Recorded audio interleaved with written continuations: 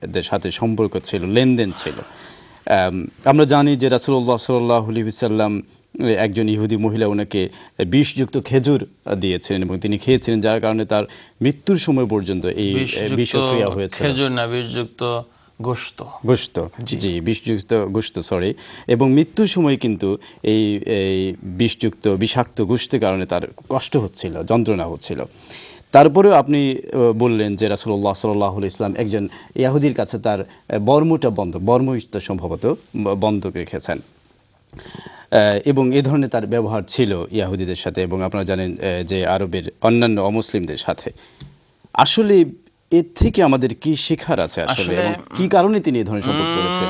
বিষয়টা হলো রাসূলুল্লাহ সাল্লাল্লাহু আলাইহি ওয়াসাল্লাম নন মুসলিমদের দেওয়া গিফট অ্যাকসেপ্ট করতেন।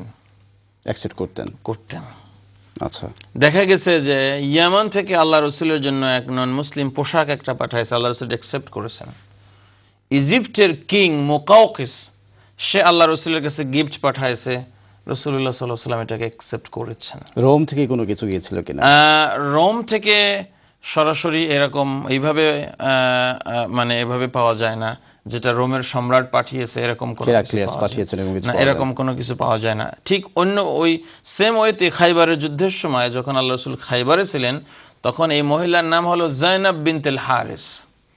এই মহিলা রাসূলুল্লাহ সাল্লাল্লাহু আলাইহি ওয়াসাল্লামের জন্য মিট গিফট হিসেবে নিয়ে আসছে, হাদিয়া হিসেবে নিয়ে আসছে, এবং রাসূলুল্লাহ সাল্লাল্লাহু আলাইহি ওয়াসাল্লাম এটাকে অ্যাকসেপ্ট করেছেন। হ্যাঁ, সে ষড়যন্ত্র করেছে, যার কারণে আল্লাহ রসুলের সাহাবী একজন ইন্তেকাল করেছেন, আল্লাহ রসুলকে রব্বুল আলামিন হেফাজত করেছেন, এটা ভিন্ন কথা। কিন্তু আল্লাহ রসুল গিফটকে অ্যাকসেপ্ট করেছেন। অ্যাকসেপ্ট করার পরে আপনি এটা খাবেন কি না খাবেন এটা তো আপনার বিষয়, এ ব্যাপারে তো জাজ পড়তাল আপনি করতেই পারেন।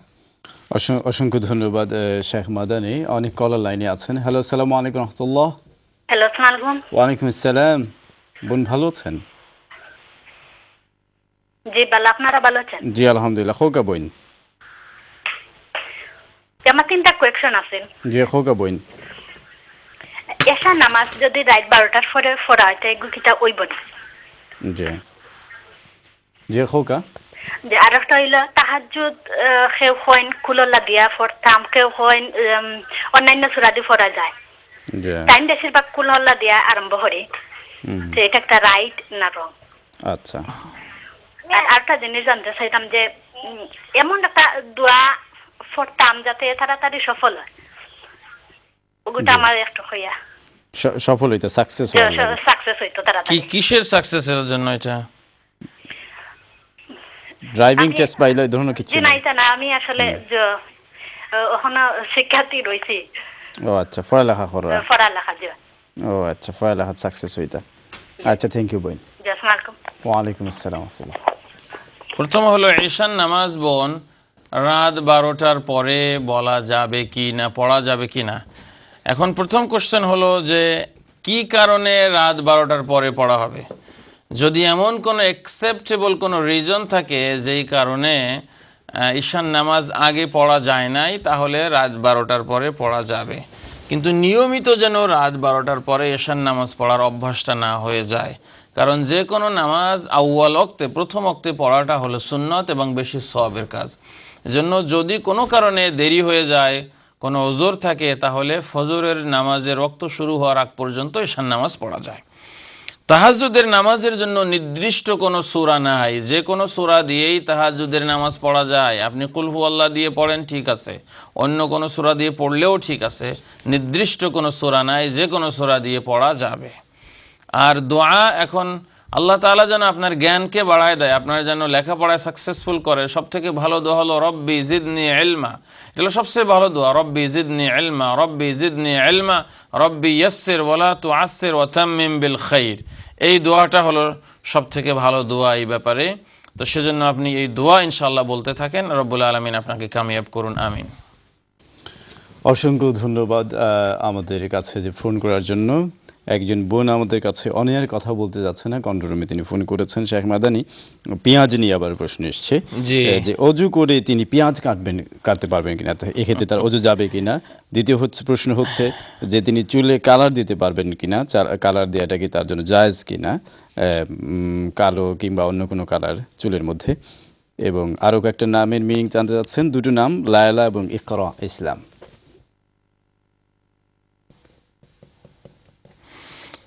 অজু করার পরে পেঁয়াজ কাটলে পরে পেঁয়াজ কাটাটা অজু যাওয়ার কোনো অজু ভঙ্গের কোনো কারণ না।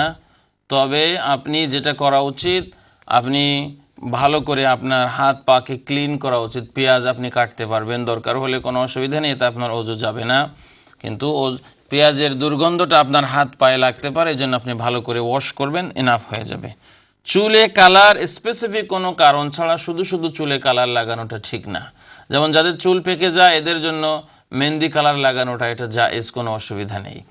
আর সাজগোজের অংশ হিসাবে যদি আমার মা বোনরা কোনো সময় এটা করেন, তাহলে কালো কালার যদি কেউ লাগান তাহলে এটা তো ন্যাচারাল কালার, এটা তো কালার করা হয়েছে বলে বোঝাও যাবে না। কিন্তু অন্য অন্য এমন কালার যেন করা না হয় যাতে করে আল্লাহ সৃষ্টিকে পরিবর্তন করে দেওয়া হয়েছে এর পর্যায়ে যেন না পড়ে। এই জন্য এই ব্যাপারে বাড়াবাড়ি করা ঠিক না। যদি কেউ অল্প স্বল্প এমনভাবে করে যে পার্ট অফ ওদের বিউটিফিকেশন কেউ করছে, হয়তো অনেক সময় এটাকে ইগনোর করার সুযোগ আছে, কিন্তু এটা যেন কোনো একটা ফ্যাশনে পরিণত না হয়, যেমনভাবে নন মুসলিমদের কাছে আজকাল হয়ে গিয়েছে, এটা ডেঞ্জারাস পর্যায়ে হয়ে গেছে। এরকম এটা মুসলমান মেয়েদের এটা করা ঠিক না, এবং এর মধ্যে তো কোনো ফায়দা নেই। বরং যদি বিউটিফিকেশনের জন্য কেউ অল্প স্বল্প করে পরিমাণে, এটা ইজ ডিফারেন্ট। কিন্তু টোটালি যেমনভাবে আমরা আমাদের অনেক মানে নন মুসলিম সিস্টারদেরকে দেখি, এরকম যেন না হয়, সেটা হলো কথা। অনেকে চুল কাটেন, এটা মানে মনে করেন ছোট করেন স্টাইল করে, এটা কি ঠিক হবে কিনা মহিলারা? চুল তারা এটা করতে পারবেন, সাইজ করতে পারবেন। এটা মানে একেবারেই যে লম্বা রাখতে হবে এটা শরীয়তে এভাবে ফিক্স করে দেওয়া হয় নাই। কিন্তু এমনভাবে কাটতে পারবেন না যাতে করে ছেলেদের মতো দেখা যায়, আর ছেলেরা আবার মেয়েদের মতো মানে চুল রাখতে পারবেন না, এটা নিষেধ করা হয়েছে। কিন্তু এমনি কেউ হয়তো কেটেছেন বা সেটেছেন, সাইজ করেছেন, ইটস ডিফারেন্ট, এটা পার্ট অফ বিউটিফিকেশন। কিন্তু এটা যেন ছেলেদের মতো চুল কাটা না হয়।